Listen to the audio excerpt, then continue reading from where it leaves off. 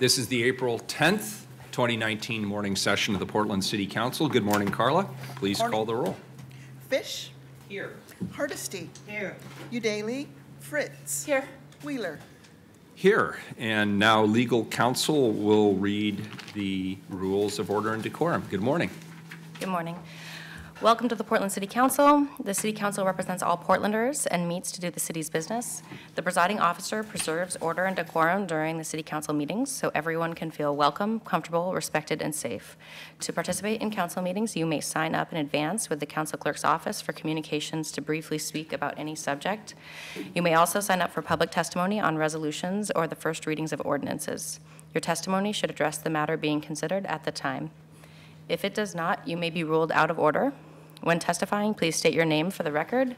Your address is not necessary. Please disclose if you are a lobbyist. If you are representing an organization, please identify it. The presiding officer determines the length of testimony. Individuals generally have 3 minutes to testify unless otherwise stated. When you have 30 seconds left, a yellow light goes on.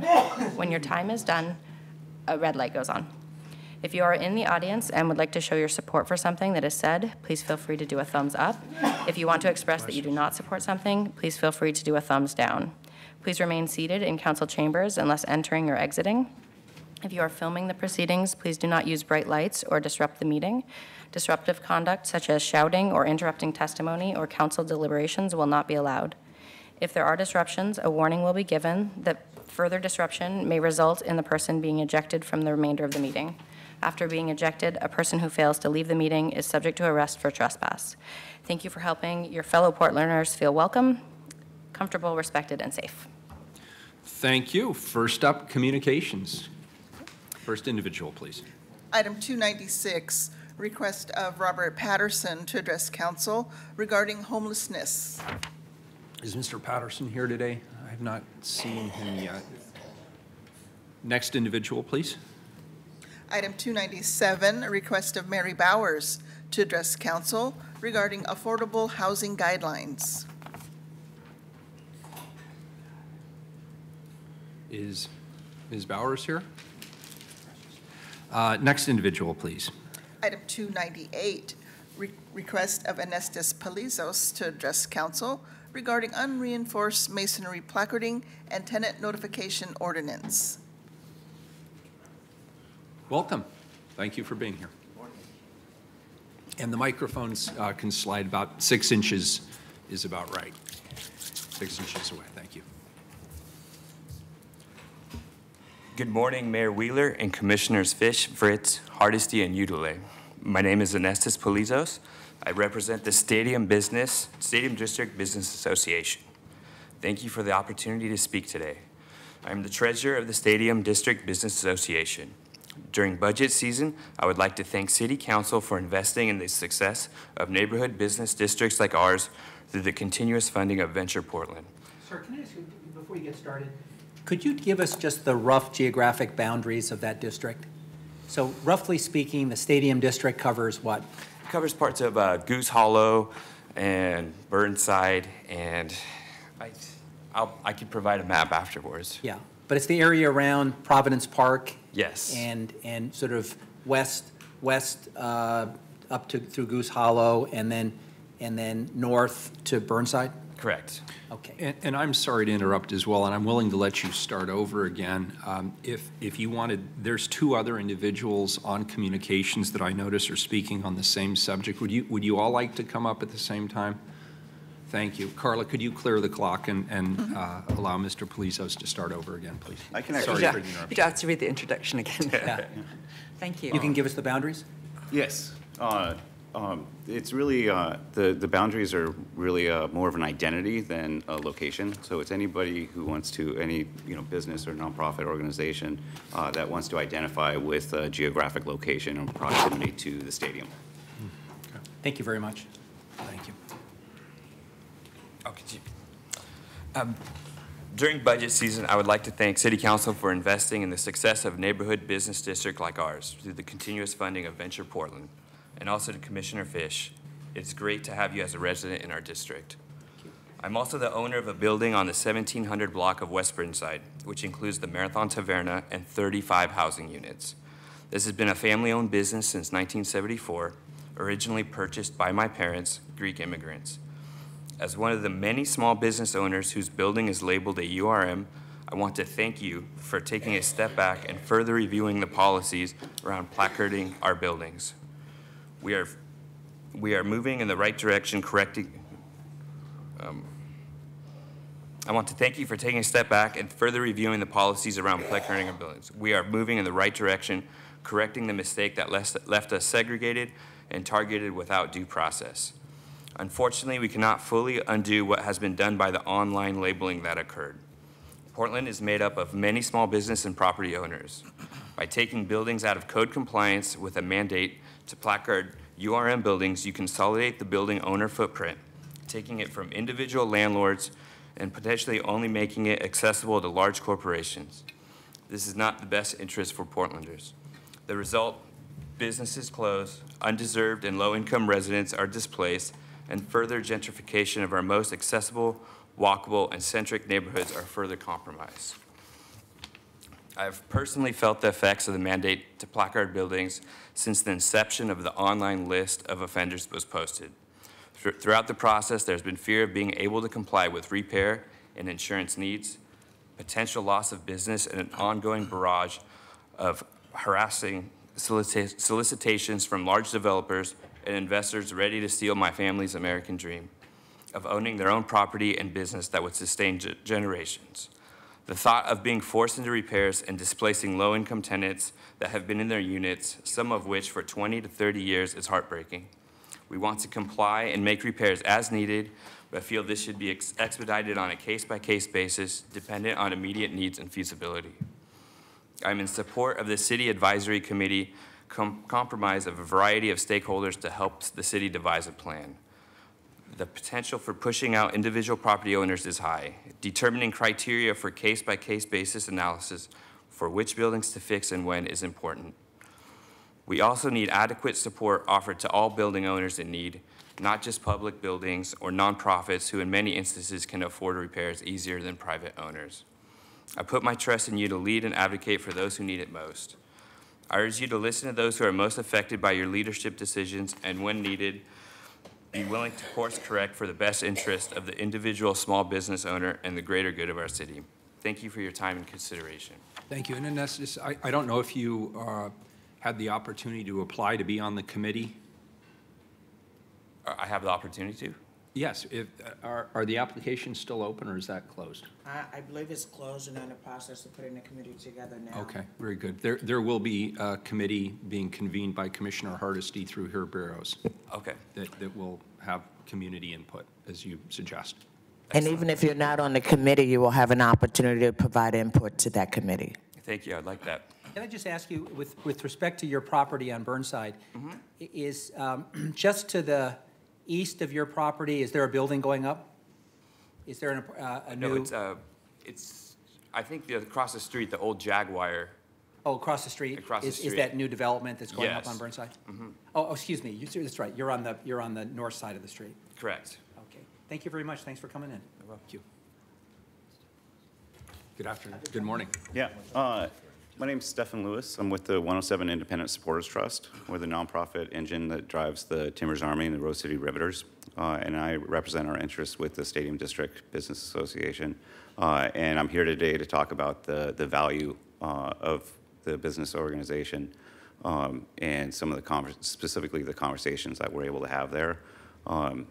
You know, like I say, you know, if you're unfamiliar with the 107ist, it's been a couple years since we've, you know, come to, you know, see you guys and give you guys a report, and we'd like to do that again soon. You know, like I say, today I want to talk about this stuff. Specifically, there's a lot of great conversations. We talk about things like the unreinforced masonry. We talk about have really quality conversations about development, where, you know, what are the needs of the community? How can, you know, development be a good thing for the community? And, you know, it's sometimes critical, but we also, one of the things that we did as an organization was help address the concerns of livability, safety, and security. And part of that is really kind of breaking out some of the loaded language of that and, really kind of figure out what's going on. Where are different organizations paying for security? What does that look like? What times are those? Could there be overlap? What are you talking about when you're talking about security? The 107th has run for over 6 years, the majority of the neighborhood cleanups in the area.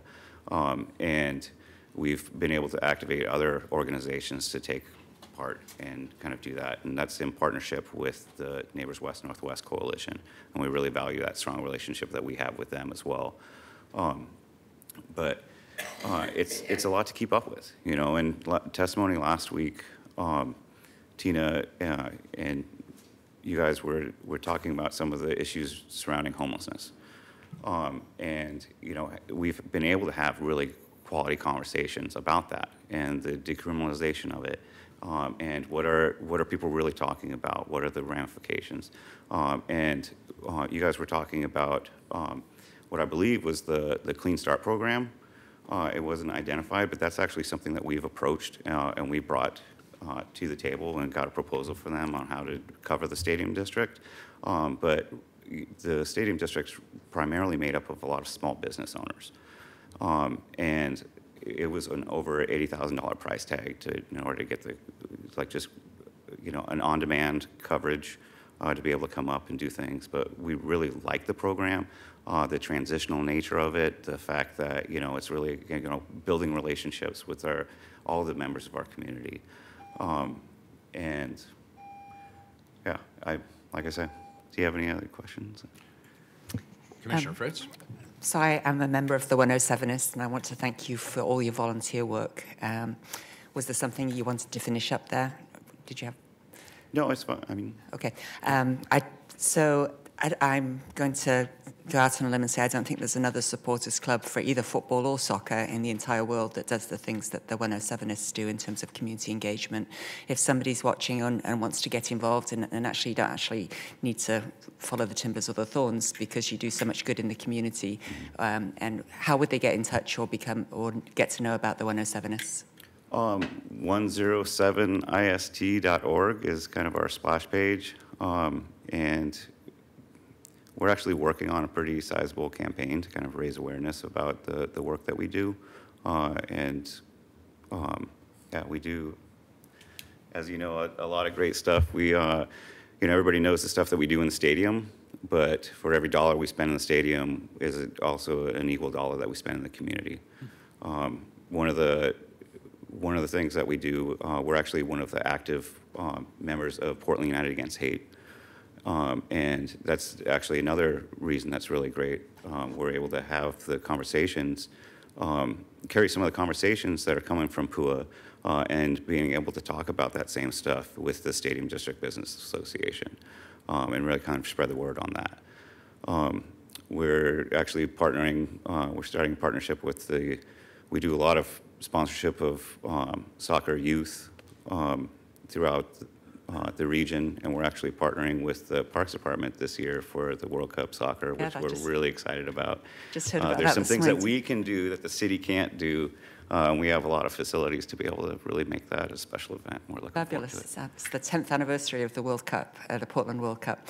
So if you could contact Cynthia Castro on my staff, and we can help you get scheduled for a full presentation about what you do. Thank you. Okay, thank you. Thanks a lot for coming in. We appreciate it. Thanks for all you do. Good morning.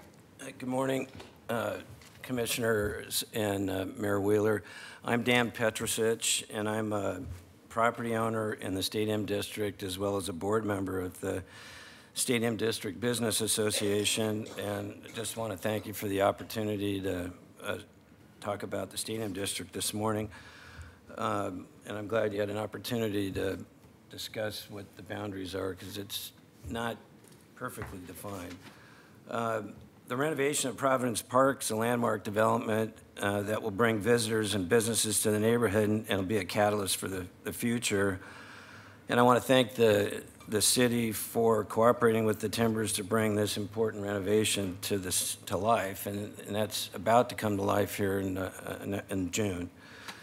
It's an exciting time for the neighborhood. we're looking forward to the new Lincoln High School and the press blocks development and all the other things that are happening. But we are noticing some headwinds and kind of wanted to get ahead of that.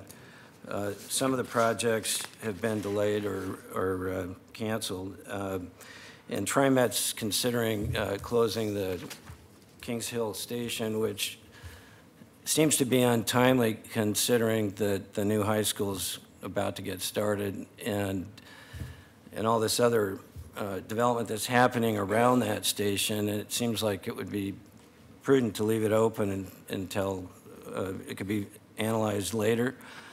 And I know you don't make that decision, but any influence you have would be greatly appreciated. The one thing I wanted to talk about with respect to development is FAR transfer in districts. And if you look at the map that's attached to my letter, you can see that the Goose Hollow Stadium District is kind of an FAR island. All the other sectors are a combination of neighborhoods, and I'm not quite sure how that resulted, but what it means is you can only transfer FAR within each sector, and we think that it would be in the best interest of the city to combine sectors 1 and 5 and allow FAR to transfer among all of those areas. So it's just something that seemed like an oversight, but wanted to point it out and get your consideration. Thank you, Dan. Since we have 3 members of the Stadium District Business Association here, I want to just comment on something that I observed over the weekend that I'm going to talk to PBOT about. And it's a good news, bad news. The good news is PBOT is investing in handicap accessible curb cuts now. And I think they're actually in front of the Taverna, and they're making their way west, rebuilding the intersections and putting in curb cuts. That's terrific. What they're doing, though, on off hours, which is evenings and weekends, is they are continuing to block off a lane. And that lane is blocked off during work time because it's a safety issue. You want people to be able to work without being obviously run over. But on evenings and weekends, when there's no work being done, I can't think of a reason, and I stopped and took a look at it as to why we continue to block that lane. What it means is traffic was backed up on Burnside several times when I was on it this weekend, back to Powell's, and people couldn't really navigate the 405 intersection. And so what we're seeing, also what I saw was a lot of very dangerous behavior of people driving erratically because they got so frustrated. So I'm going to talk to PBOT about is it essential when the work isn't being done to continue to have that lane closed? Because closing a lane on Burnside in the Stadium District is displacing an awful lot of traffic. So I'll see what I can do on that front. And I guess the only other thing I'll say is I hope they finish up the work on the stadium addition as quickly as possible, because we got to get that team back home. We can't afford to spend any more time on the road. Yeah, we met with them with the front office last night, and they assured us that everything is going very well according to plan, and they are very much on schedule. They need some home cooking, I think. We got to get them home. Mayor, I just want to acknowledge we don't often get folks from business associations coming and testify, in part because people have businesses they're running and they don't get a chance to come, but we appreciate having this panel come and give us an update on what's going on in their neighborhood. Thank you very much. Appreciate it. Thank you. Thank you. Thanks to all of you. Carla, have any items been pulled off the consent agenda? Yes, item 305. Item 305, please call the roll on the remainder of the consent agenda. Fish. Aye. Hardesty. Aye. Fritz. Aye. Wheeler. Aye. Consent agenda is adopted. First time certain item, please. Item number 301. Appoint Phoebe Ebright to the Open Signal Board of Directors for term to expire November 30, 2020. Colleagues, we're joined today by Justin Harn, Executive Director of Open Signal, and Phoebe Ebright, who I'm recommending for the appointment to the Board of Directors of Open Signal. Pursuant to City Code, the mayor appoints a voting member to Open Signal's Board of Directors, subject to confirmation, of course, by the Portland City Council. For over 35 years, and including right up until last night and right now, Open Signal has continued to provide multimedia and digital technology training and tools to our diverse communities. Thank you for being here. Good morning. Good morning. Good morning, Mayor Wheeler and Council. My name is Justin Harn. I'm the Executive Director at Open Signal, Portland Community Media Center. And it's my pleasure to be here in support of Phoebe Ebright's appointment to the Open Signal Board. Open Signal's mission is to empower our community to make effective use of media for creative expression, cultural exchange, and civic participation. Open Signal provides the community with cable broadcasts in the form of 5 cable channels airing locally and independently produced content 24 hours a day and reaching 400,000 homes in the Portland metro area. A 10,000 square foot media facility, including 2 media production studios with full green screen cyclorama and 1 with cutting edge immersive production capabilities. A free media equipment library featuring professional grade cameras, lighting, microphones, iPads, MacBook Pro laptops, and Adobe Creative Suite, and more. Editing rooms, an animation station, an analog media lab, an immersive media lab, and a voiceover room. And Stream PDX, a mobile podcast studio. We offer education for adults and youth. Affordable beginner and advanced classes are taught in English and Spanish, covering camera and production studio operation, editing, immersive media, and more, as well as community education partnerships with schools and nonprofits, and on-demand trainings customized for any group. We also provide community engagement and artist support in the form of exhibitions, screenings, and immersive media events, Open Signal Labs, an incubator for filmmakers of color, and our new media fellowship, an in-house residency for digital artists. Last but certainly not least, Open Signal provides professional production services to the community.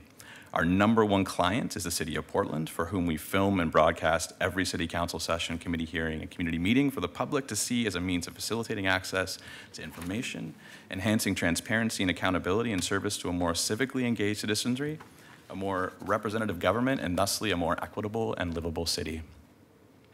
By the numbers, in 2018 alone, we broadcast approximately 150 Portland City Council meetings. Additional major accomplishments at Open Signal include a 42% increase in the number of people who reserved Open Signal's public media equipment and production studios during fiscal year 2018 compared to the previous fiscal year. An Inspiring Creativity Award from Portland Monthly Magazine's Light of Fire Awards, recognizing excellence in nonprofit leadership. The launch of a new major fellowship program for African American filmmakers, which raised nearly $500,000 in calendar year 2018. A radically inclusive new $1 membership program that raised more than $18,000 from over 500 community members in the first 9 months. A 36% increase in operating and project-based funds in fiscal year 2018 compared to fiscal year 2016 due to major growth in earned revenue, grants, and individual giving, and major philanthropic support from the Meyer Memorial Trust, the Oregon Community Foundation, the James F. and Marion L. Miller Foundation, the Collins Foundation, the Oregon Cultural Trust, and many more. Given the fact that, as we all know, cable franchise fees are declining, our push to diversify funding to maintain high-quality service delivery is critically important. Phoebe Ebright, with years of experience as a fundraiser at the Regional Arts and Culture Council's Right Brain Initiative and Social Venture Partners, will support said efforts, lending her knowledge of the institutional funding landscape, both regional and national, and her expertise in individual and corporate giving to continue to grow our capacity to meet the ever-increasing demand for technical and creative leadership training in the media arts. Now I'll pass the mic to Phoebe so she can provide some more detail on her background and why Open Signal is an ideal fit for her skills and expertise. Thank you. Good morning. Good morning, Mayor and Council. My name is Phoebe Ebright, as mentioned. I am currently, in my day job, the Development Officer for the Regional Arts and Culture Council, focused mostly on arts education and the Right Brain Initiative, which most of you are probably familiar with. I would say that I've been doing development work since about 2002, mostly focused on youth education, arts education, workforce development, financial literacy, and the like. And in terms of my other engagements, I'm currently on the Equity Committee for Social Venture Partners Portland, as well as working with Kairos PDX on their fund development strategy. I was first introduced to OpenSignal through my good friend and colleague, Rebecca Burrell, who I had the great pleasure of working with at RAC for a number of years. She is now their development director and development and communications director. And I think that the thing that really attracted me to the organization initially, besides the fact that we were able to provide incredible access to state-of-the-art technology to just the general public, who otherwise wouldn't have access to those types of tools, was just really the narrative around equitable access for all people, regardless of demography, regardless of neighborhood, and really amplifying the stories of the underheard, which has been a theme in the work that I've been doing in my real life. So I'm very excited to work with this crew. As Justin has mentioned, my charge for them is to help them diversify private sector funding to help deepen the pool of resources available for folks to tell their stories. So thank you. Thank you. Colleagues, any questions? I have a question for Justin. Commissioner Fish. I can't resist, since you're here, and first of all, congratulations on all the success that you're having. I was home recovering the other day and wanted to watch a council hearing, and unfortunately, we weren't able to. It was one of those hearings, community budget forums, where community media wasn't able to set up, so I ended up watching it on YouTube, which was not as satisfying as watching it on Channel 30. Right. But I want to ask something that's near and dear to my heart and Commissioner Udaley's heart, which is affordable art space. Yes. You have a unique location on MLK, and part of what makes your campus, if you will, unique is you've got the parking in the back. Yes. And that substantial space which you activate sometimes. I've been to events where you've had food carts and other activities. Do you foresee an opportunity in the future, as you do strategic planning, to think about that parking lot as a potential development site Absolutely. for affordable art spaces, given its tremendous location? Most definitely. And while I can't speak to the detail of land trust or what that would look like in terms of what the community would like to see, absolutely. We take very seriously our position as an anchor institution within the city, having received funding for so long from the city of Portland, which we're tremendously grateful for. A huge part of the work that we do is about facilitation and collaboration. So we regularly partner with tons of different nonprofits and would 100% love to see a coalition of media arts nonprofits or arts nonprofits working in media congregating at our complex. Well, I think at the moment, and I don't know what all the legal issues in terms of your ownership and your options and things like that, but as the board thinks about a strategic plan, I would, and I say this also for Phoebe's benefit, I can't think of a better location, and it also, the fact that it's connected to your campus, which is such an inspiring place and is so active, so activated and so engaged with the community, that if we were able to put some affordable art space in the back, live, work, studio, or whatever, incredible. I think it's a marriage made in heaven. So Yes. Please keep us in mind as you brainstorm the future. Absolutely. Thank you for bringing that up. Thank you. Commissioner Hardesty. Colleagues, I would just mention this because I know if Commissioner Udaley were here, she would not miss this opportunity. So in her absence, I'll take a liberty. Phoebe has given us a very impressive resume that includes her time with RAC, the other work that she does in the community, her interest in the intersect between media and creativity and the creative culture that we have in the city. But she also put some information in here about what she does in her spare time. And it says she enjoys baking, photography, writing, travel, and here's the part that I thought Commissioner Udaley would appreciate, and entertaining her friends during ill-advised karaoke sessions at various Portland watering holes. So Phoebe, you are well-rounded. Thank you for stepping forward, and we appreciate what you'll bring to the OpenSignal Board of Directors. And Justin, thank you again for the incredible work that you all do. And thank you for keeping us on the air even when we go to remote locations. I know how challenging that is, but you and your crew step up every time, and we really appreciate it. Colleagues, I'll entertain a So motion. moved. Second. We have a motion from Commissioner Fish to accept the appointment, a second from Commissioner Hardesty. Any further discussion? Carla, please call the roll. Fish. Well, I'm familiar with Ms. Ebright's work at RAC, and we're really delighted that you've chosen to take on this leadership role.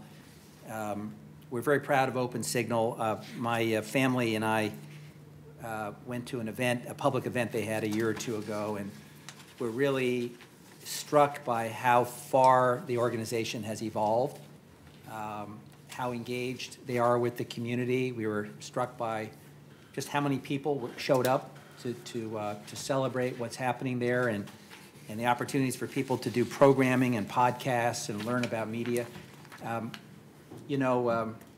Not long ago, Jamie Dunphy and I went to visit the set of a Hulu show that's being filmed here called Shrill. And we had the chance to go to the Hollywood Theater and see the first two episodes. Well, Shrill has become a national phenomenon. And if we're very hopeful that we're going to get a second and a season of Shrill. But Shrill is putting a lot of people to work locally. A lot of the Hollywood Theater was actually filled with people that were small businesses that are part of the ecosystem that Shrill and Hulu support when they come and do a show here. So you are at the intersection of some really interesting things that are happening in Portland around media arts. And yes, we are grateful for the work that Open Signal does in covering city business, but we're really excited about the role that you're playing in bolstering our standing as a center for creativity and around film and other things. So continued success, and thank you very much for stepping up to take on this assignment. Aye. Hardesty. As a former president of the board and longtime supporter, I am really thrilled with how far Open Signal has come. You're going to add a lot of new talent that I know will be embraced at Open Signal. And I want to say the fact that the captioning is not something you have to think about anymore. It's something that I'm very grateful for folks who need that extra help. Keep up the good work and let us know how we can continue to be supportive. I vote aye. Thank you. Fritz. I've been very fond of Open Signal since I was in charge of the Office of Cable Communications and Franchise Management. Still probably the longest ever bureau title in the history of the city government in my first term. And so thank you very much for all of your work and leadership there, and thank you very much for your willingness to serve. Aye. Wheeler. Thanks, Phoebe, for stepping forward. We know you'll be a great fit with the board, and thank you, Justin. Open Signal continues to be an innovative, thriving, and relevant asset in our community, and we know that Phoebe is just going to continue to help leverage that into the future. I vote aye. The appointment's approved. Thank you. Thank you. Next item, item 309, please.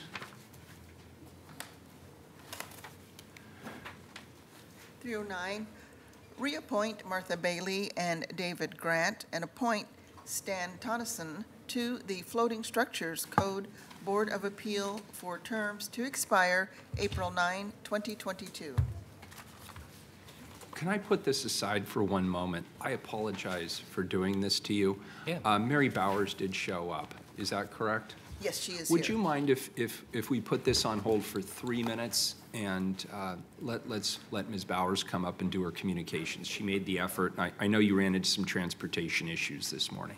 297, request of Mary Bowers to address council regarding affordable housing guidelines. Good morning. Good morning. Sorry I'm late. No worries. But thank you for allowing me to come back. And but I wanted to talk to you about some guidelines about the affordable housing. When I was homeless, I went around and talked to the homeless people and asked them, what do they want to see changed in affordable housing to get in? And they told me several things. One, the first people that are housed are people that are drug addicts and alcoholics. That's not fair. And because these people are the ones that are probably going to get evicted. They cause disruption in the places and even doing drug dealings and things like that. They need to have stricter guidelines to get into affordable housing, because even though they may have been in treatment, that doesn't mean that they're recovered. So they suggested the following people. The people that should get in first are veterans, elderly, disabled, and families with children under the age of 3. Those should go in first. Then second would be families over the age, with children over the age of 3, and women with domestic violence. Then the rest should go after that, women, and the men should be last. And the reason why is men has the, capability to survive easier than us women do. But I also came across, and they agreed with me, that in even affordable housing and regular housing, you have to make 1.5 times to get an actual an apartment. Well, somebody that's making $16 an hour can't get in because they don't make 1.5 times. So they're more likely to be homeless. And so that needs to be changed. And then the next step into getting a regular housing is 3.5 times. Well, there's a big gap between 1.5 times and 3.5 times.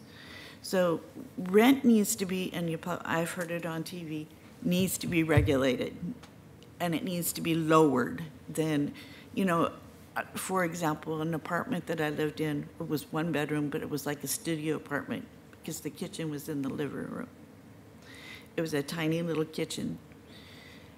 I moved in and it was $445. Right now it's $1,100. So that's a huge jump. So that needs to be changed. So I'm going to write up a proposal for you once I get internet and send it to you. And so that way you have an idea what needs to be changed and how to change it. Thank you, Ms. Bowers. We'll look forward to that. Thanks for coming in. Sorry about being late. Not a problem. We understand. But thank you. Mr. Whitehill, you want to come back up? Thank you, Mary. Colleagues, I have the privilege now of bringing forward the appointment and reappointments of the Floating Structures Code Board of Appeals. Martha Bailey, who is a reappointment, David Grant, who is also a reappointment, and Stan Tonnison, who is a new appointment. With us today to explain a little bit more about the Floating Structures Code Board of Appeals and the appointments is Terry Whitehill. Thank you for your patience.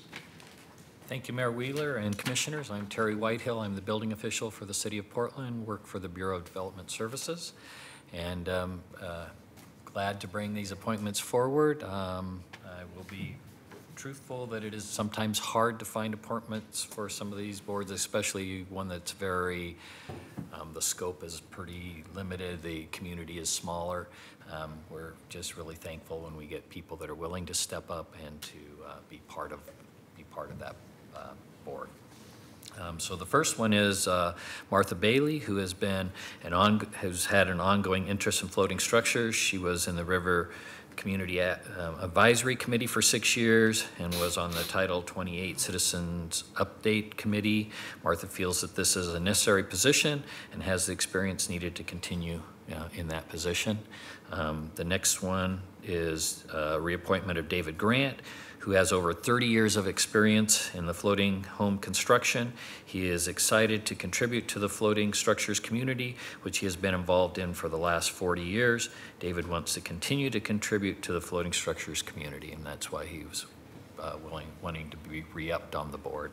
And then we have a new appointment, Stan Tonnison, who is a marina owner with several years of experience with floating structures. He has served on the Floating Structures Advisory Board and has worked to get Multnomah County to adopt the city's Title 28 similar provisions at the county level, which hasn't happened yet, but is still moving forward as far as I know. Stan is excited to be involved with solving issues with the floating structures by providing solutions with a safe outcome. And so that's the three appointments that we have. And what they do is we handle most of our appeals through our Administrative Appeals Board, but if somebody doesn't like the decision that the Administrative Appeals Board has, then they have the opportunity to go to the Floating Structures Appeals Board. And we need members on it to be able to have that available for customers. Thank you. Any questions that I can answer? Commissioner Hursti. Thank you, Mayor. Terry, you started your presentation with it's hard to find people to serve on this board. And so we have two that are being reappointed. What is the process to find people to serve on this board? We've put together a flyer that we then, the River Community Advisory Committee, we give it to those members who then, they are members of a lot of the different marinas and in that industry, and so they have circulated this out for us. It has actually been usually members that have come off of that board who are willing to come on to the appeals board. The appeals board does not meet very often. We don't have very many appeals that come through for the floating structures. The few that do come in, we usually can take care of just at the Administrative Appeals Board level. So it's a board that doesn't meet very often, but we have tried to go out to the different, all the different communities that work in that area to try and get more members. Yeah. And how many total members are on that board? There are three members, and then there are 3 alternates. Right now we have these 3 and don't have others. We're still continuing to try and find more. The hardest position we have, one of the position is for an architect or an engineer that works in those fields, and there's actually very few architects and engineers who actually work in the floating structure community, so that makes it more difficult. And how many members are necessary for an appeals hearing? 3. Yeah. And it's my understanding Stan could not be here today, is that correct? Yes, yeah, but none of them were available. I'll make an effort to try and get them here. Last time we had a plumbing, I actually had one that came. That was one of the first that has ever come for the appointment. Very good. I'll just state my personal preference is we don't necessarily need reappointments to come back each time, but it is helpful to meet new appointees just so we can ask them questions. Yeah. And frankly, it also gives them the opportunity if they want to ask us some questions as well. Could you tell me a little bit, well, I've got you here. Yeah. Obviously, there has to be close collaboration when we're talking about floating structures with the county. How does that work, and how does the board interact? So we have so for building code related, the county has adopted the city title. So in other words, we enforce for our part of the county, basically from Gresham does one side of the county, Portland does the other side of the county. And that is through a cooperative agreement. Unfortunately, it didn't include Title 28, which is our floating structure agreement. So we've been in discussions with them for about 4 or 5 years now about putting that in. They've been very open to it, but it has been a slow process. I think what they've been trying to do is to do an overarching agreement that covers more than just the floating structures. They're trying to put together something that also includes the boats that are parked along the waterway. So they're trying to do this very inclusive, some kind of ordinance that would cover a lot of different things, and that's what has slowed it down. But as far as I know, it's still in the works, and hopefully at some point they will adopt it so that we can enforce our Title 28 in the county parts. Because we do have a lot of floating homes that are located in the county, not in the city of Portland, and until they adopt it, we can't enforce any of our requirements there. Very good. Thank you. Commissioner Fritz. About how many floating homes are there in our area? You know, I am not sure what the total quantity is. It's a few hundred, but not a huge number. That was what I was looking for. Yeah, it is. It's limited, and most of those communities are kind of at the max that they can be. In other words, we're not seeing new ones or growth because I think they're limited in where they can go, and it's kind of a maxed out community as far as I know. We don't see too many new slips being created. Occasionally, but very rare, and it's usually just one or two. Great, thank you. Yep. And I will say that a lot of other communities outside of Multnomah County have adopted our title, so it is getting adopted further out so that more of the waterway is using something very similar to our Title 28.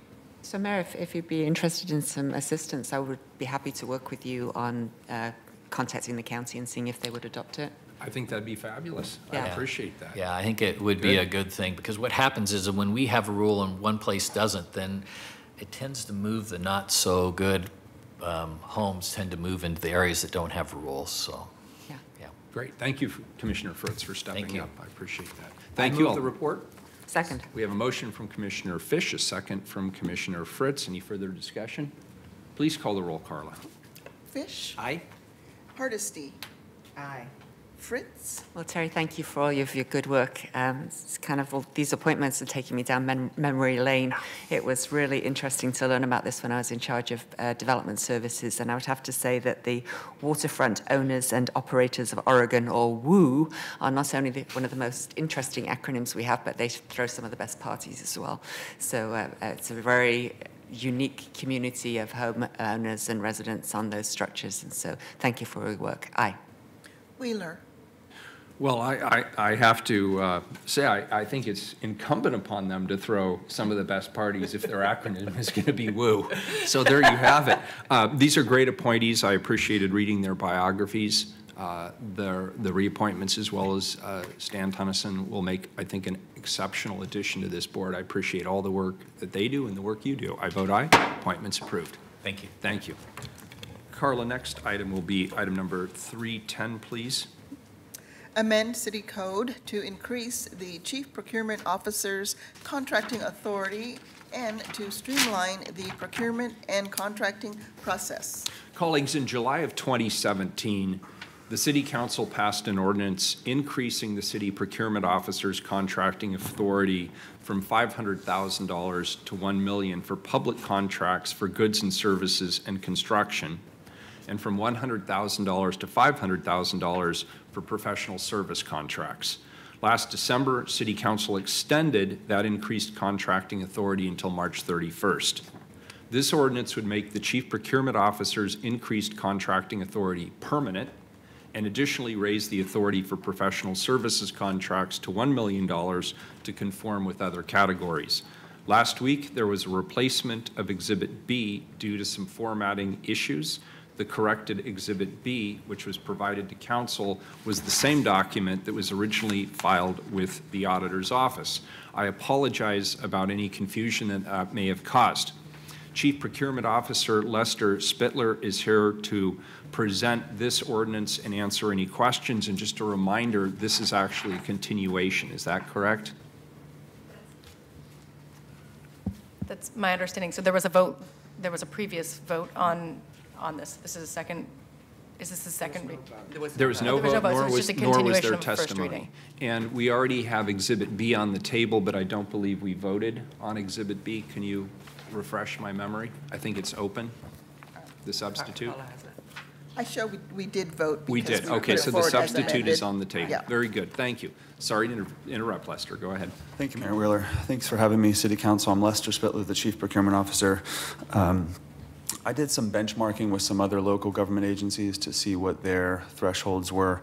And I also looked back over 2 previous fiscal years just to inform Council how many more contracts would come in the future if the permanent authority was not established. So TriMet's board threshold is $1 million for goods and services and construction, and $500,000 for their professional services.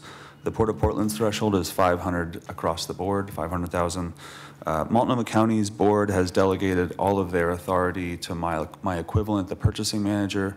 So Multnomah County's board does not see any contracts. And it's the same with Metro's council. They've delegated contract authority to the chief operating officer, the chief financial officer, and then to department directors. If I look back over the past 2 fiscal years, in fiscal year 16-17, the total value of all contracts was $467 million. 14% of those awards went to the co-bid disadvantaged minority-owned, women-owned emerging small business firms. In FY 17 and 18, the first year in which this increased authority was in place, there was a total of $393 million in total contract awards, and 16% of those awards went to certified firms. So there's probably several factors at play, but I do think the increase from 14% to 16% did have something to do with the increased authority. In fiscal year 17 and 18, there were 32 goods and services and construction contracts that were between $500,000 and $1 million. Of those 32 contracts, 11 were awarded to disadvantaged minority and women-owned firms. And let me just note, 9 of those 11 were awarded to contractors in our prime contractor development program. So that's a little over a third. And on the professional services side, there were 30 contracts that were between $500,000 and $1 million. And of those 30 contracts, 9 were awarded to certified firms. Additionally, there were 60 contracts between $100,000 and $500,000.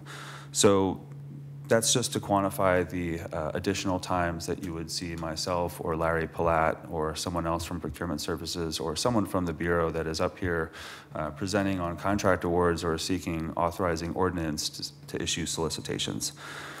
I will say, I think a general impact on certified firms would be somewhat negative when you're when a small firm and you're living job to job, and you get awarded a contract with the city, and you don't start work for 45 to 60 days, which means you don't get paid for 60 to 90. That impacts your ability to chase other jobs, that impacts your ability to take on resources. And so I think that the increased authority has had a positive impact on the firms, on the certified firms that we do business with. Happy to take any questions or address any concerns. Commissioner Hardesty? Thank you, Lester. I appreciate that data. As you know, my office and yours have been in conversations because my concern is that we talk about supporting minority contractors, and when you disaggregate the numbers, it just isn't that impressive. And so I have made the decision that I will support this, provided that I get to see who's being contracted with before you put your signature on a contract. We've been talking about this at the City of Portland for over 20 years, and the numbers really don't move much. And so when we talk about whether we're talking about certification as per state certification, unless you're actually saying this is how many minority, how many women, how many emerging small businesses, we can wrap it up and say 14% of this or 16% of that, but that, again, doesn't give me enough data. So again, I will support this today based on that agreement, but if that agreement is ever not met, then I will come back and make sure that we undo what we've done.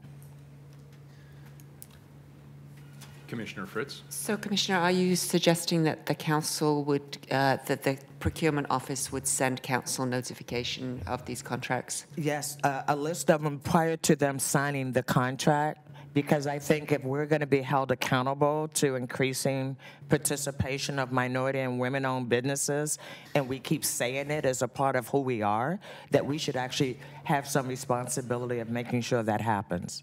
And how long before would you want for your officers to review on mine before between when they send the notification and when they can sign the contract? Well, I would like to have at least 2 weeks, but you tell me, Lester, what's an appropriate time period between the time we know what you want to sign and when we let you know that it's okay? Sure. So usually we select a contractor and then we go through the process of obtaining that contractor's insurance to make sure it complies with our requirements. We go through a review with the city attorney's office. So there is 2 weeks between the time when we select a contractor and when the time that we're ready to sign a contract. So that seems reasonable to me, and I'm happy to give you a report on a weekly basis for contracts that we would expect to sign within the 2 weeks in the future. And to be clear, though, with this ordinance, it assigns you, the procurement office, the right to sign the contract. So a council member would not have veto power over that. They would let you know if they had concerns. Is that how it would work? I believe so. I'm happy to be at your service. If you have concerns, I'm happy to come and talk and address those concerns. If it's something that council would want to see, happy to bring it to council. I don't think let's be clear, because we have to be careful about creating ad hoc systems that then don't work very well. We have plenty of examples where reports go to council members so they can review what's happening on a real-time basis. If a council member has a concern, then they would have the absolute right to go to other colleagues, see if they can build support, and then get a sense of the council. We're not creating a veto on behalf of any member of council, but if there is a sufficient concern, and I assume this will be a rare case, then that member of council can then go talk to the mayor, can go talk to other colleagues, and then come back with concerns that might put that one particular contract on a slower boat. But that's an informal system, and we do that all the time when we get notice of things. Okay. That does not assign any member a veto. You ultimately have the authority to make the signature. Right. I appreciate that clarification, and also it doesn't require an affirmative yes, go ahead from all 5 offices. It's assumed that this ordinance says you have the authority to sign those contracts. I just wanted to make sure that the public record was clear that the reason I would support this today is because we've agreed that we're going to have an opportunity to review it before any contract is signed. And if that is not the agreement, then that's what I need to know today. That's what I understood, and I wanted to make sure that we're all clear on, who's doing what and what's the expectations, and I think that's now the case. Seems like a very reasonable compromise. I appreciate it. Thank you, Commissioner. Thank you. Very good. Is there a public testimony on this item, Carla? Yes, we have one person signed up. Maggie? Come on up. 3 minutes. Name for the record, please.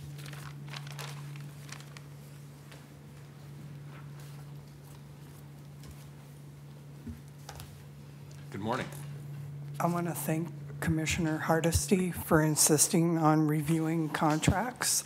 I was over at county yesterday and I listened to the testimony of the Carpenters Union, and they were talking about wage theft.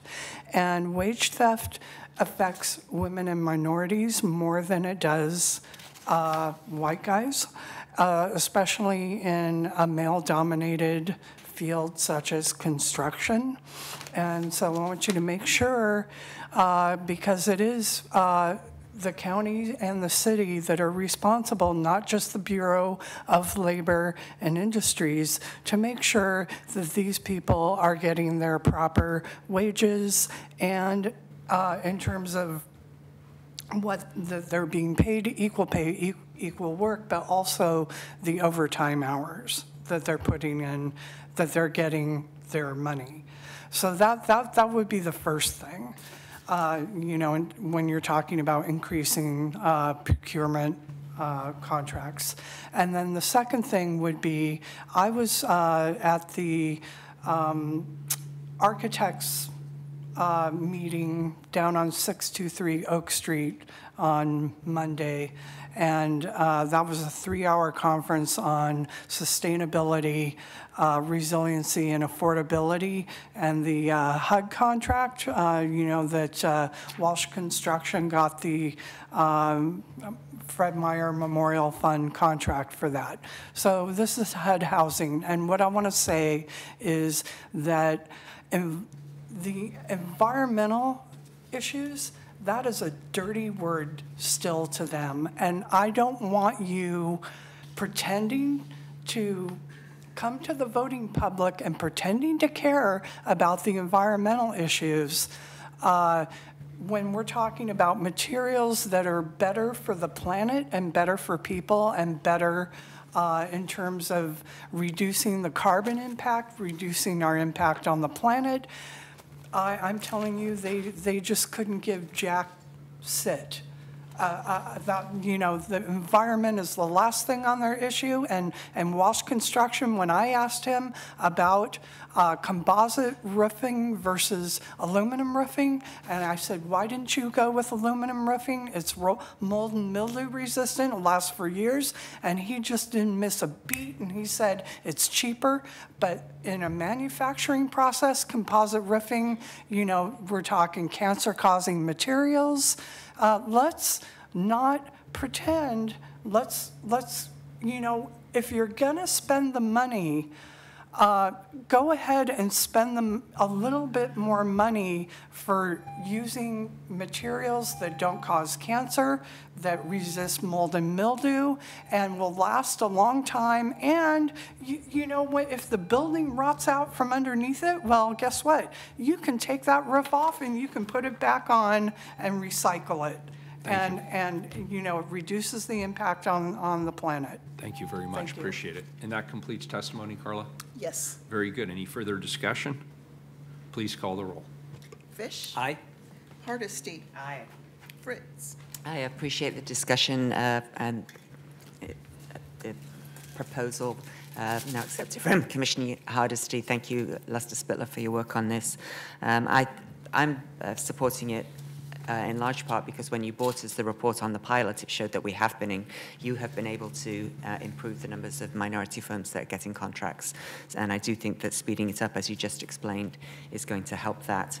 We did have some testimony about particular contracts, but we don't have anything in existing code that differentiates the different kinds of professional services, for example. And so I think as time goes by, we're all learning which ones are more controversial and which ones are not. So, of course, there's nothing that precludes you from bringing something to council if you want to get the thumbs up or thumbs down on it.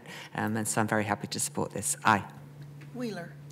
First of all, I want to say I appreciate Commissioner Hardesty's compromise suggestion here. I think that's a very reasonable approach, and I'm glad that that's one that her office and procurement can both work on to move this forward. This has definitely been a very productive trial over the last year and a half. The Expedited Signature Authority has definitely gotten more of our projects moving, particularly our capital improvement projects, and procurement has shown an increased, or at least a continued commitment to traditionally underserved communities and making sure that they also benefit from the contracts that we are signing. I'm very proud to support this. I vote aye. The ordinance is adopted. Thank you, everyone.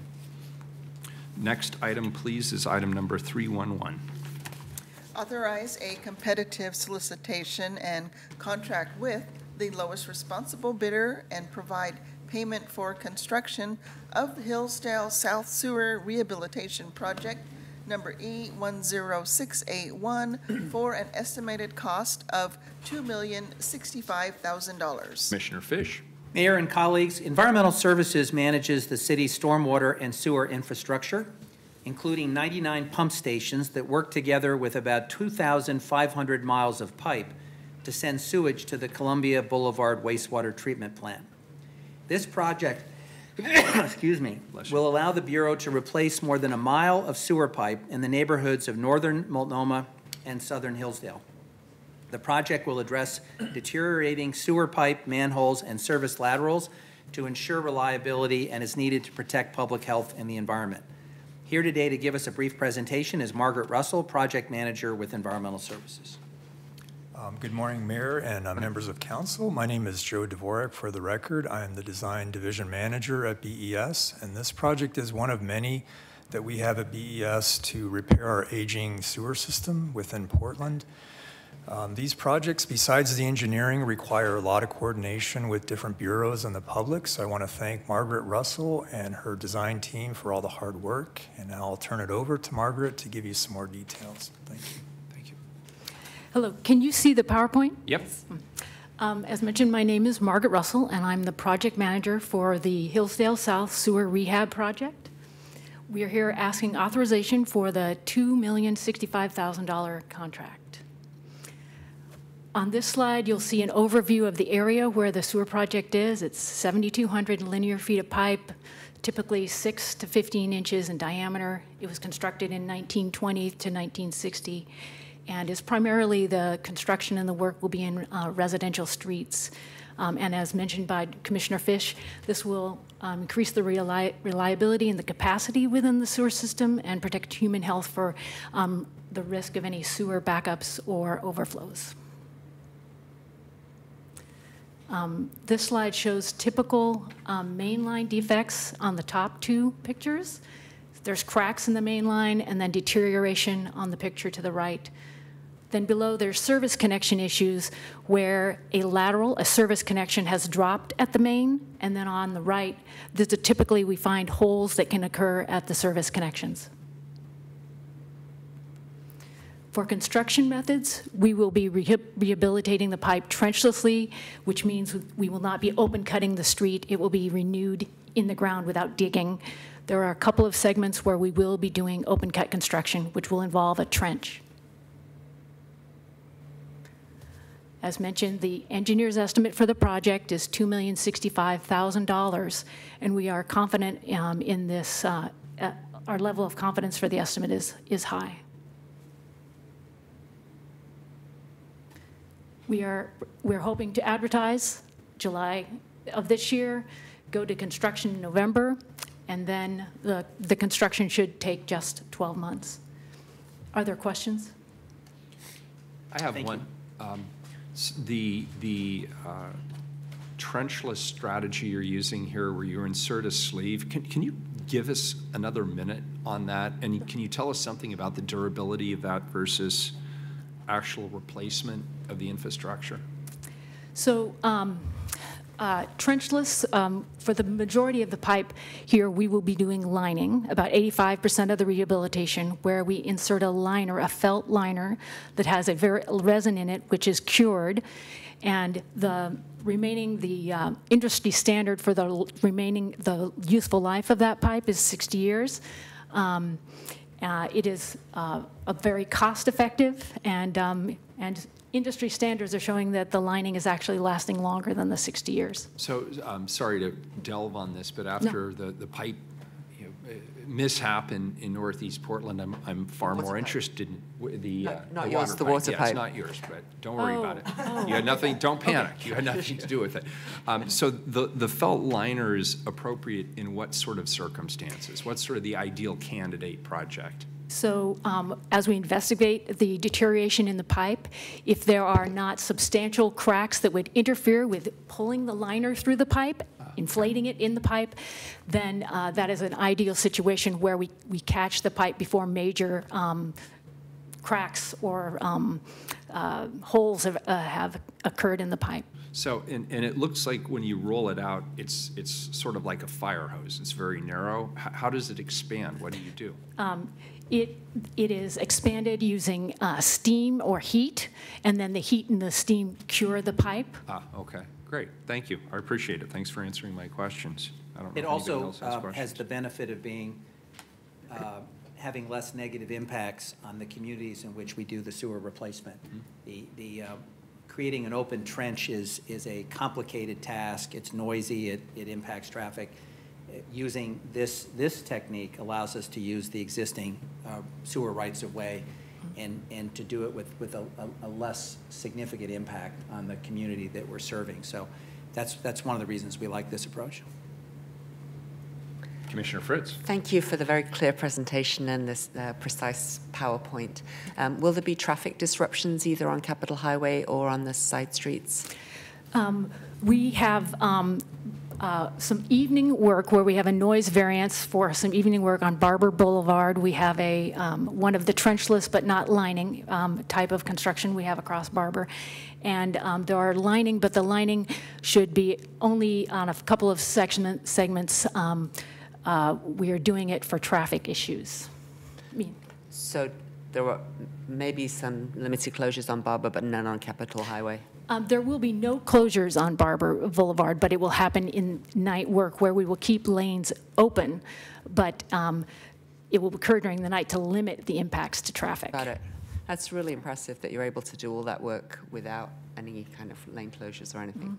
Yeah, thank you very much for your presentation. Thank you. Is there any public testimony on this item, Carla? No one signed up. All right, very good. This is a first reading of a non-emergency ordinance. It moves to second reading. Thank you. Good presentation. Next item, please, 312. Authorize an intergovernmental agreement with the Oregon Department of Fish and Wildlife to conduct stream habitat surveys in Portland's waterways not to exceed $498,686. Commissioner Fish. Mayor and colleagues, streams and rivers are nature's version of stormwater pipes, and they provide many additional benefits to people, fish, and wildlife. For the Bureau of Environmental Services to meet its responsibility of restoring the health of Portland's watersheds, it occasionally needs to reassess these streams and rivers. This proposed partnership with the state's Fish and Wildlife Agency to conduct stream surveys throughout Portland refreshes the first stream assessment conducted by the agency almost 20 years ago. With this information, we'll be able to see how we've improved our rivers and streams since 2000 and where we need to invest in better stormwater management and restoration in the future. This multi-year effort will result in decades of value to the Bureau and to ratepayers. Here today with more information is Caitlin Lovell, Science Integration Division Manager with Environmental Services. Welcome. Thank you. Good morning, Mayor, Morning. Commissioners. My name is Caitlin Lovell. I represent the Science Integration Division at BES. I'm also here on behalf of the Stormwater System Division. Joining me today is Julia Bond, who's our water quality expert and will serve as the contract manager. We're seeking your approval to enter into this intergovernmental agreement with ODF and W for a number of years to assess our streams. In 1999, we first hired the Department of Fish and Wildlife to do really what is a stream physical, a first comprehensive on-the-ground physical of our streams and rivers. And the results were not surprising. They were sick. We spent much of the early 2000s putting ourselves on a stormwater diet that propelled us to the national forefront of green infrastructure. We also did some proactive self-care. If you think of culverts and the work that we've done as stints, some of our floodplain restoration as joint replacements, we've made some significant investments. We've monitored along the way to show that we're making some progress. But now, 20 years later, we stand poised to set a new national standard for how we systematically incorporate our natural systems into critical infrastructure, expanding the definition of green infrastructure beyond what we build to nature systems that we use and rely on. To do that, we need to do another comprehensive health check on our streams and rivers. This will help us ground truth what we've done and the investments that we've made, but also help us focus on what is truly broken and understand better what is working well and what we need to do to maintain that. Partnering with ODFW to do this work not only continues our great relationship with the State Fish and Wildlife Agency, but is more cost-effective because they are truly the experts on this stream methodology. These data, which we will use for decades, will also be very valuable to parks and the Bureau of Planning and Sustainability in their management of their natural systems. We're very happy to answer any questions that you might have about this arrangement. Colleagues? Caitlin, this is obviously a great partnership. I can't resist, since you're here, to ask you if you could give us an update on our Salmon Sanctuary program and when we can expect the next chapter of this remarkable story that you're helping to lead at the Bureau. Sure. I would love nothing more than to be able to bring you a new couple of candidates this summer. We're poised with two different stream systems, Miller Creek and Tryon Creek. We've been doing some work. Both of those streams suffer from the same problem. They're both basically, if you will, they have a cork at the mouth. And so we need to take those corks out. We've been working with the landowner at the mouth of Miller Creek to look at what's possible there.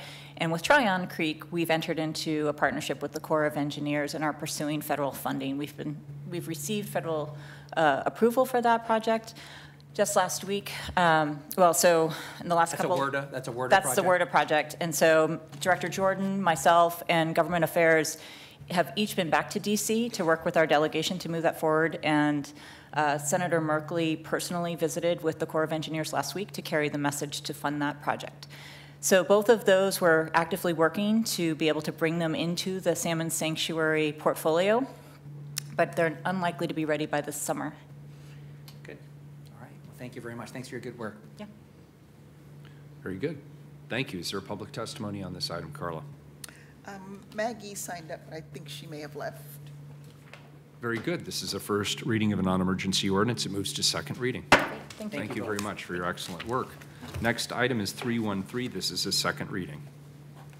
Transfer payroll and non-payroll payment processing functions from the Auditor's Office to the Bureau of Human Resources and the Bureau of Revenue and Financial Services, respectively. Is there any further discussion on this? And I see that the auditor is here. Did you want to say anything else? Very good.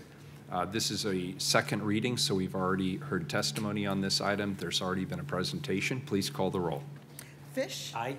Hardesty? Aye. Fritz? Aye. Wheeler? Aye. The ordinance is adopted. Thank you, Madam Auditor, for bringing that forward. And we had one item pulled from the consent agenda. That was item number 305. Authorize an intergovernmental agreement with Portland State University to conduct research on the emergency transportation routes not to exceed $15,000. And who pulled this item? Lightning? Very good. Did you want to testify?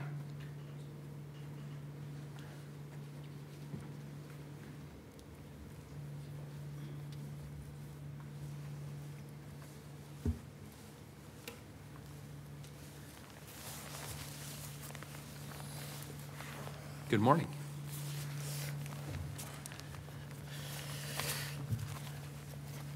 Good morning. My name is Lightning. I represent Lightning Super AI Humanity.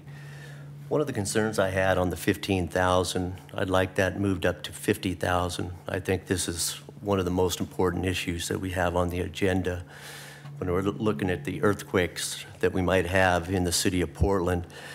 And one of the concerns I have is that on the emergency transportation routes, the ETRs, is that I want to make sure we have destination points on where we're going at the end of the routes, meaning do we have a building set up for emergency use, shelter, food, and everything put into place. And I think I'd like to present to Jordan Snitzer on using his property as Wapato to maybe expand and build that out. So I'd like to have PSU to maybe look at that and expand the build out. Now this is going to be a simulation on what happens on the Burnside Bridge. And Carla, if you could get ready to start that video. I just want people to have an understanding what really happens. And I think we need to really utilize the waterways in a more efficient manner in the event of this type of disaster. Could you play the video, please, Carla? Thank you.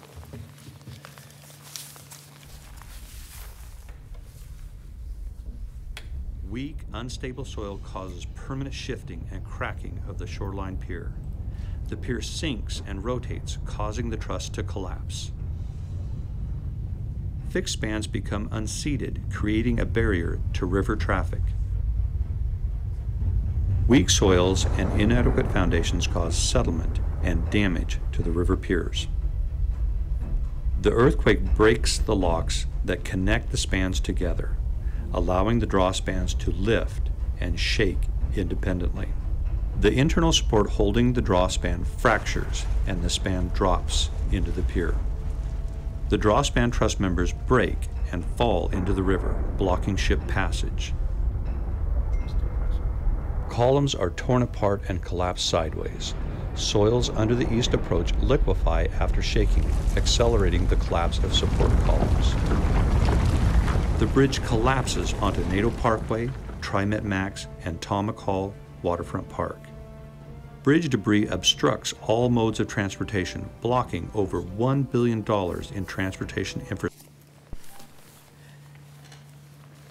If I might just finish real fast. Could I ask the question before you start again, Mayor? Sure. What is the what's the word I'm looking for?